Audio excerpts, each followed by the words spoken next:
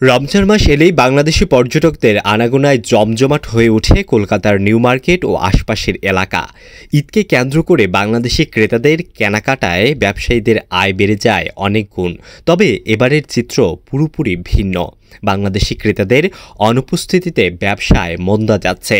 দোকানদাররা লোকসানে পড়েছেন, এমনকি কিছু ব্যবসা ও হোটেল বন্ধ হওয়ার উপক্রম হয়েছে।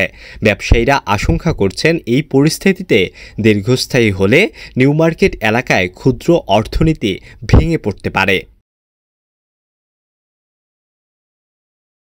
অনেক ব্যবসায়ী দোকানের ভাড়া জোগাড় করতেও হিমশিম খাচ্ছেন। কিছু দোকান ইতিমধ্যে বন্ধ হয়ে গেছে।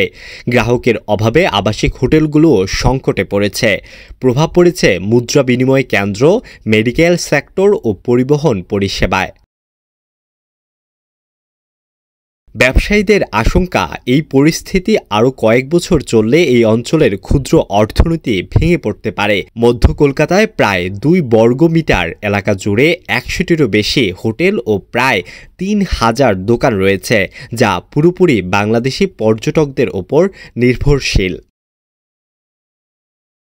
কলকাতার নিউ মার্কেট, ট্রেজার আইল্যান্ড, সিম পার্ক মল ও আশপাশ বাজারের দোকান মালিকরা জানিয়েছে, তাদের মোট ব্যবসায় প্রায় 50 থেকে 55% বাংলাদেশি ক্রেতাদের ওপর নির্ভরশীল ছিল। রোজার প্রথম সপ্তাহে কেনাকাটার চাপ বেড়ে যায় এবং ঈদের কয়েকদিন আগ পর্যন্ত এটি অব্যাহত থাকে। কিন্তু এবার বাংলাদেশি পর্যটকেরা প্রায় আসেননি, যা আমাদের ব্যবসার জন্য বড় ধাক্কা। বাংলাদেশি পর্যটকদের ওপর এই অতিরিক্ত নির্ভরশীলতার কারণে নিউ মার্কেট এলাকায় পার্কিং সংকট ও দখলদারিত্বের সমস্যা।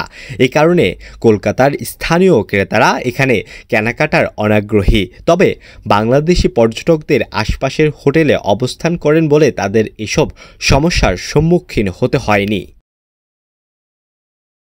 এই পরিস্থিতি আরও কয়েক বছর চলতে থাকলে নিউ মার্কেট অঞ্চলের ক্ষুদ্র অর্থনীতি পুরোপুরি ভেঙে পড়তে পারে।